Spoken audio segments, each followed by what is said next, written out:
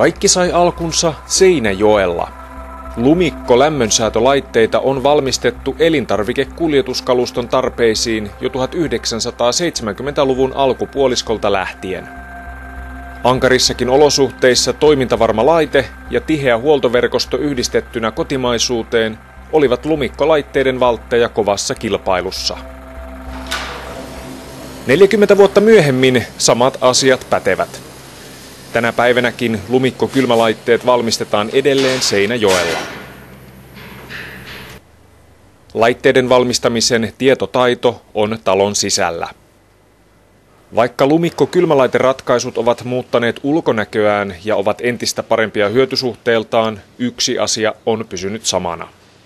Me haluamme tarjota asiakkaillemme luotettavimman sekä vaivattomimman ratkaisun elintarvikekylmäkalustolle. Lumikkokylmälaitteiden käytöstä on pyritty saamaan mahdollisimman vaivatonta sekä kuljettajalle että kuljetusyritykselle. Datayhteydet ja paikannus mahdollistavat kylmäkuljetuksen etäseurannan. No, kuski voi tietysti ajon aikana seurata lämpötiloja tästä näytöstä kaikilta antureilta, että maksimissaan 6 anturia voidaan laittaa. Ja pystyy seurata, että elintarvikkeet viedään oikeassa lämpötiloissa ja tosin voidaan tulostaa raporttia koska tahansa sitten, kun lasti puretaan esimerkiksi, niin voidaan kauppiaalle antaa raportti ajonaikaisista lämpötiloista. Huoletonta käyttöä lupaa myös laadun valvonta. Jokainen lumikkolaitekoe käytetään ja sen jokainen ominaisuus testataan ennen kuin se matkaa asiakkaalle. Kuluvien komponenttien määrä on minimoitu, jotta huoltoväli saataisiin mahdollisimman pitkäksi.